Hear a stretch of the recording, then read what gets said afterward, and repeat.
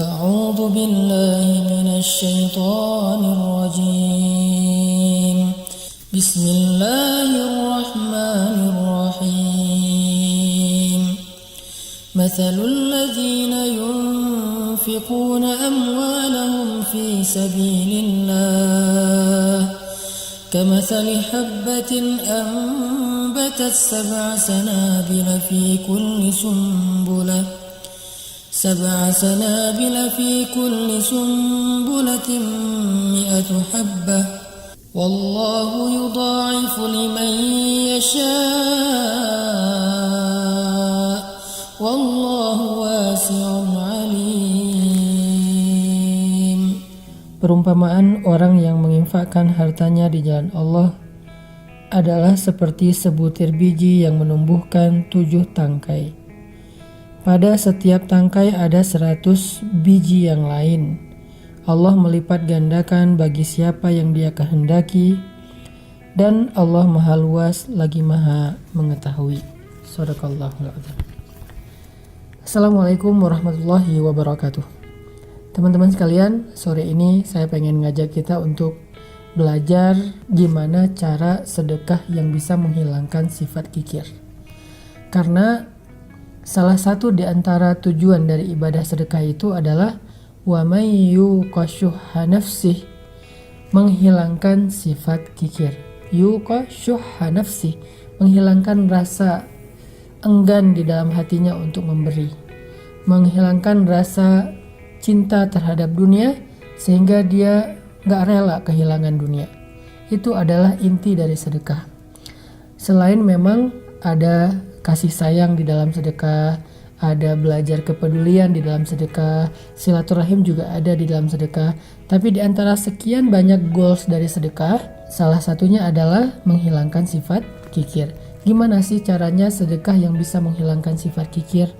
Bagaimana Al-Quran mengajarkan kita tentang sedekah supaya kita merasa bahwa memberi itu lebih baik dan lebih utama daripada menyimpan. Walaupun bukan berarti semuanya diberikan dan tidak ada yang disisain, enggak juga. Tetapi kita tetap merasa bahwa memberi lebih baik daripada menyimpan. Menolong lebih baik daripada diam. Menyenangkan hati orang lain lebih baik daripada memuaskan hawa nafsu kita tentang urusan dunia. Ini adalah salah satu di antara tujuan bersedekah. Makanya di bulan Ramadan sendiri kita diajarkan sedekah dengan memberi makan orang yang berbuka puasa.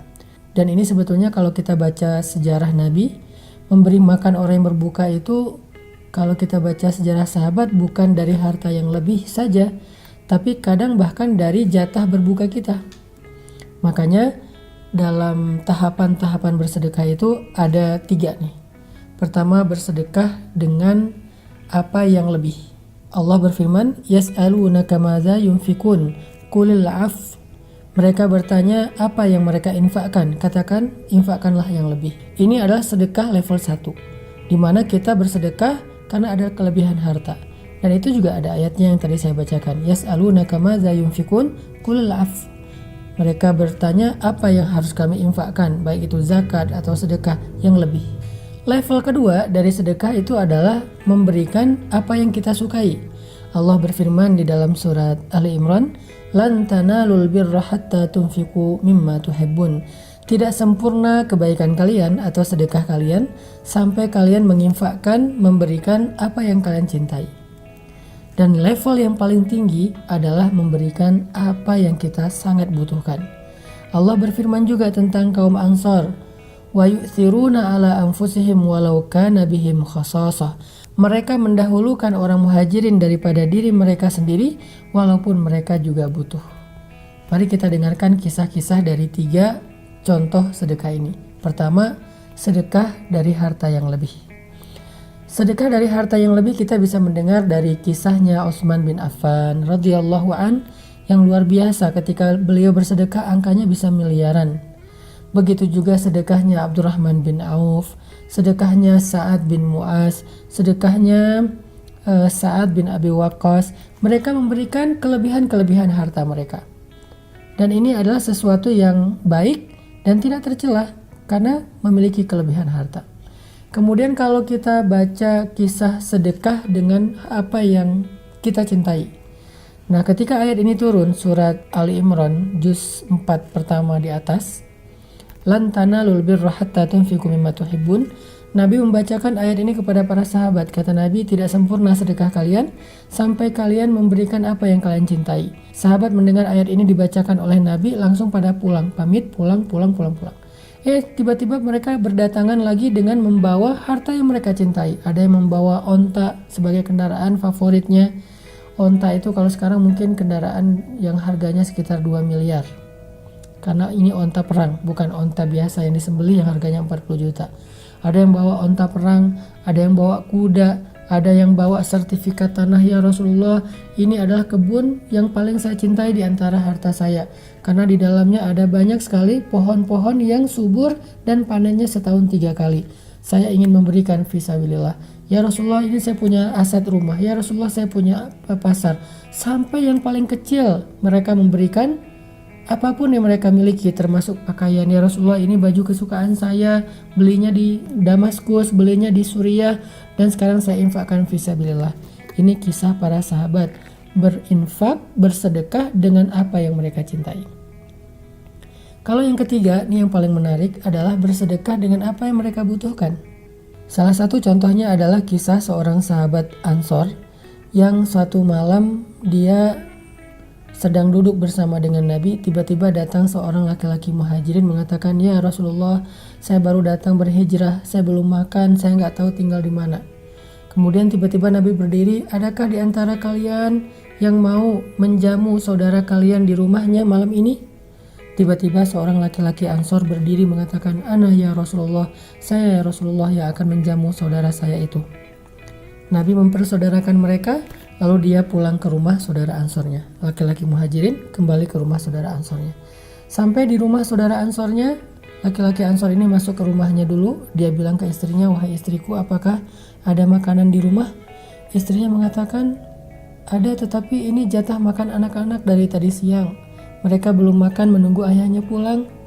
Kata laki-laki Ansor, wahai istriku, bagaimana menurutmu jika makanan ini kita berikan kepada saudara kita muhajirin yang dia baru datang berhijrah perjalanan jauh dan dia kasihan kelaparan. Sedangkan anak-anak kamu ajak mereka tidur sampai mereka tertidur. Istrinya adalah perempuan yang solehah sehingga dia mengatakan, kalau begitu baik, kita dahulukan saudara muhajirin kita dan aku akan ajak anak-anak tidur. Diajak anak-anaknya tidur, laki-laki Ansor nemenin laki-laki muhajir untuk berbicara. Ketika anak-anaknya udah pada tidur, perempuan ini keluar dari kamarnya, kemudian menyiapkan makanan jatah makan mereka yang dari tadi siang ditunggu belum dimakan. Lalu dipersilahkan laki-laki muhajirin untuk masuk ke dalam rumah. Setelah masuk ke dalam rumah, laki-laki Ansor ini mematikan lampu rumahnya yang terbuat dari lampu minyak itu, dimatikan. Lalu mereka makan bersama-sama. Laki-laki Ansor dan istrinya kecap-kecap. Sebetulnya dia tidak makan. Sedangkan laki-laki muhajirin berpikir mereka ikut makan bersama dengan dia. Sehingga selesai makan, laki-laki muhajirin ini dipersilahkan untuk istirahat dan tidur di rumah mereka. Sampai pagi mereka tidur dalam keadaan tidak nyenyak karena lapar. Ini kondisi keluarga Ansor. Wa yu'siruna ala anfusihim walau kana bihim khasasa wa man yuqa syuhha nafsihi fa ulaika humul muflihun. Orang Ansor mendahulukan orang muhajirin daripada dirinya, walaupun dia sendiri sebetulnya sangat membutuhkan hal itu. Barang siapa yang dibebaskan dari sifat kikir, maka mereka itulah orang-orang yang beruntung atau ahli surga. Ini contoh orang yang berinfak dengan apa yang dia butuhkan. Ini juga kita baca dalam kisahnya Sayyidah Aisyah. Karena Aisyah ini salah satu keistimewaan beliau adalah sangat dermawan. Ibunda Aisyah ini sangat dermawan. Satu hari Ibunda Aisyah sedang berpuasa di rumahnya, nggak tahu ini puasa sunnah atau Ramadan. Dan di rumahnya beliau hanya memiliki sepotong roti kecil yang keras. Bahasa Arabnya kalau nggak salah qadid, artinya roti keras yang kalau dimakan harus direndam dulu di dalam air. Tiba-tiba ketika siang hari Aisyah sedang berpuasa dan nanti pas berbuka dia udah menyiapkan sepotong roti dengan pembantunya berdua, satu potong roti bagi dua. Datanglah seorang perempuan dengan anak-anaknya ke rumah Sayyidah Aisyah mengadukan perihal mereka kalau mereka lapar. Mereka bilang, ya Aisyah kami lapar, kami nggak tahu makan apa segala macam. Akhirnya Aisyah bilang ke pembantunya, berikan roti yang milik kita itu. Kata pembantunya, ini jatah makan berbuka puasa kita. Kata Aisyah, berikan kepada mereka. Akhirnya pembantunya mengatakan, naam. Dia memberikan kepada pengemis tadi roti jatah mereka berbuka puasa. Lalu dia merasa bersedih karena dia nggak tahu nanti buka puasa makan apa kecuali hanya minum air putih. Tapi ada keajaiban yang terjadi.